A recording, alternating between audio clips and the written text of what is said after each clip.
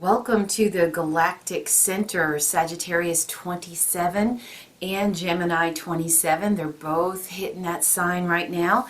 And we are talking about insight, truth, symbols and symbolisms, the psychology, the storylines, and gemstones to help us along with the Zodiac, the Sabian degrees of the Zodiac to be exact.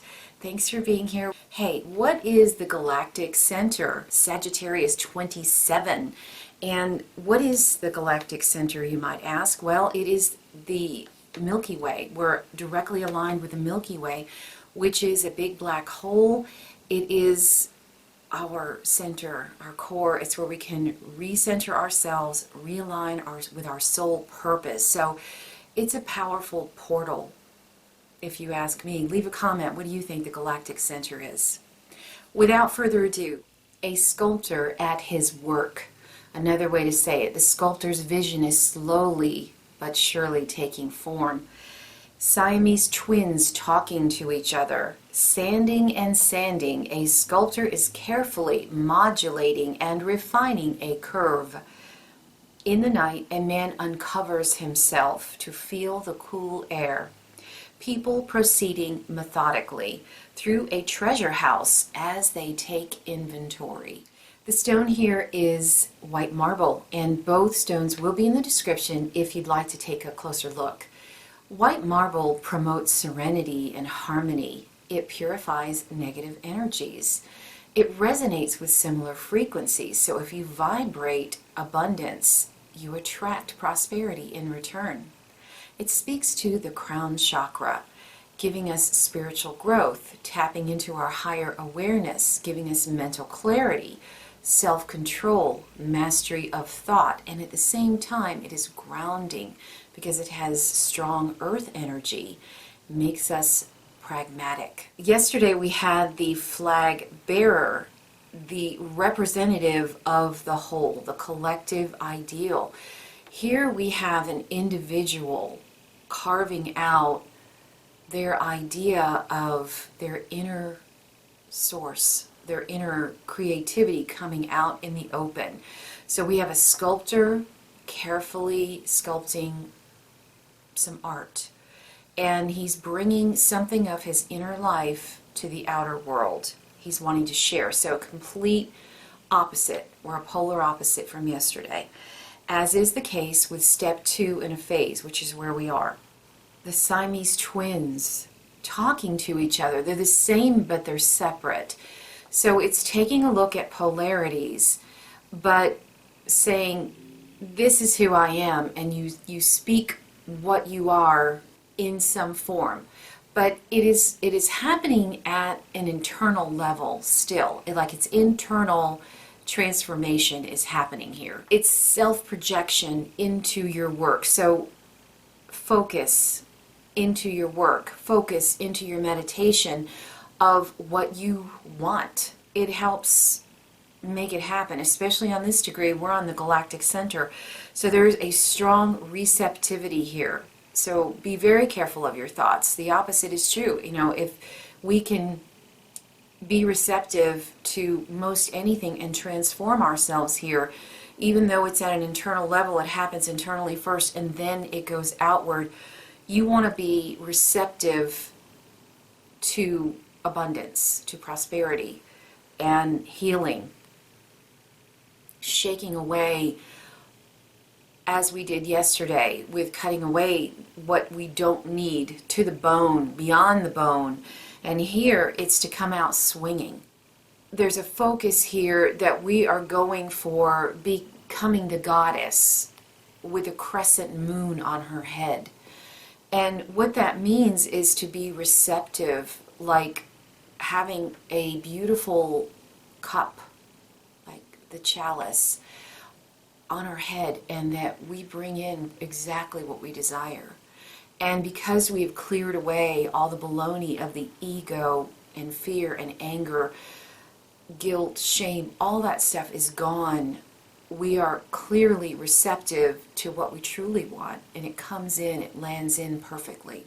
So that's what we're going for here. Healing all splits we have perfect and profound receptivity. That's what we're going for here. So yesterday we cast off all our outer coverings, and here we're naked, able to take in the nourishment that we need. People proceeding methodically through a treasure house. We are the treasure house. We're looking for what is golden within us. And we're touching base with home, with the Galactic Center here. So it is a beautiful opportunity on this day, on when it hits Sagittarius 27, whenever anything hits here, whether it be the moon, that's once a month, whether it be the sun once a year, and other planets, there's always an opportunity here to have internal transformation, making the external, because it begins inside. Let's take a look at Gemini. A young gypsy emerging from the forest where her tribe is encamped. Much food stored in a cool cave. Cleaning someone's aura with a quartz crystal. A man covered with charms, talismans, and strange jewelry emerges from the forest. A delicate species, forced to seek a safer environment. The stone here is Smithsonite, all colors of it. It helps dissolve stress and tension, anxiety. It stimulates the mind. It promotes mental clarity, focus, creativity. It is a stone of inner peace and relaxation. So we're emerging from the woods that we were in yesterday. We're emerging from the winter where we pull back so that we can come out swinging. That's what's happening here. Strong ability for healing because we are aligned with the Galactic Center. Even on Gemini, it is aligned with the Galactic Center. So the power is on both sides here. And we are embracing mother energy to bring it in, receptivity and healing. This degree has an ability to be a great healer, but knows the right time and the right place to do it. So this is someone who holds a lot of magic, a lot of healing, but they understand that communication is more than just what we say. It's knowing the right time to say it. It's knowing when someone is ready to receive. The answer comes. And this person delivers it. We have to remember to slow down and reboot ourselves. So today's a day to do a cleansing in the shower, do a meditation. Take a few minutes to center yourself and see yourself cleansed, see your aura cleansed. There's a special opportunity here to do that. There's the food that is stored in the cool cave, and then there's also the cleansing of the aura. So we clean away what we don't need, which started yesterday, came into today. Now we're able to take in nourishment much more readily because our system is clean. So this is a good meditation for seeing all our systems in our body flushed, clean, clear, realigning with our true self. This person has an ability to constantly stay in tune with their source of what they are. No matter what is going on in the outer world, they always find a way to recenter, take away whatever distractions or disconnects or static, and they bring it back to center.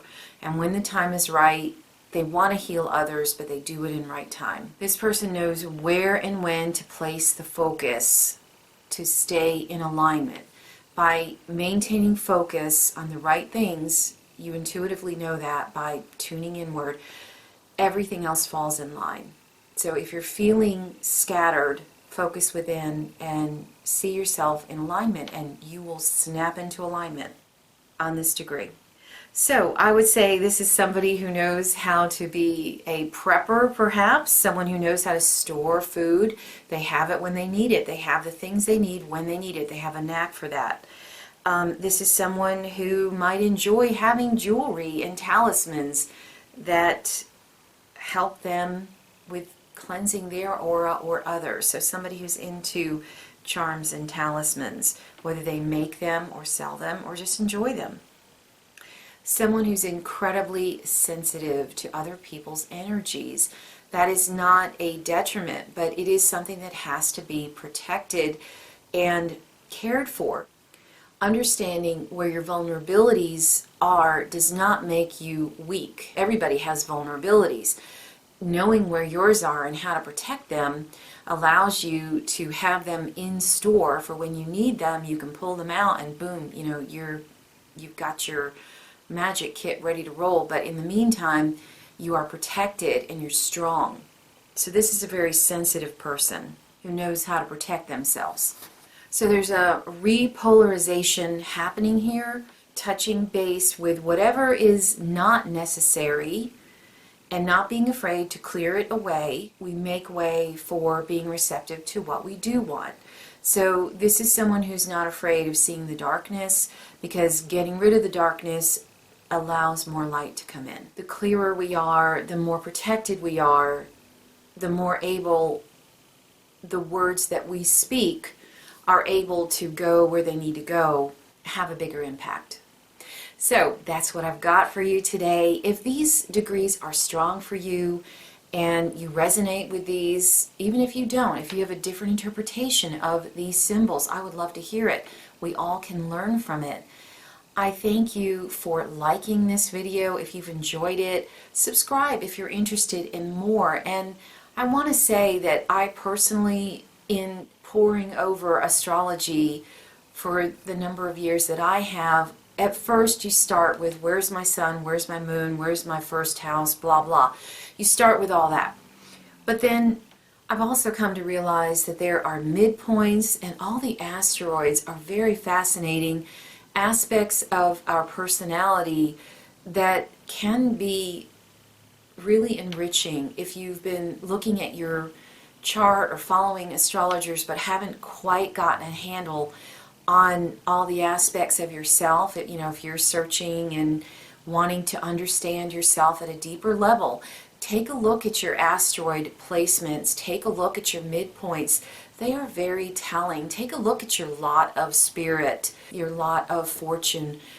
There's a lot of gold to be found in the outer rings. I just want to put that invitation out there to you. If you haven't looked at those degrees in your chart, it could be really enlightening. Otherwise, thank you guys so very much from the bottom of my heart to yours. Take care till next time.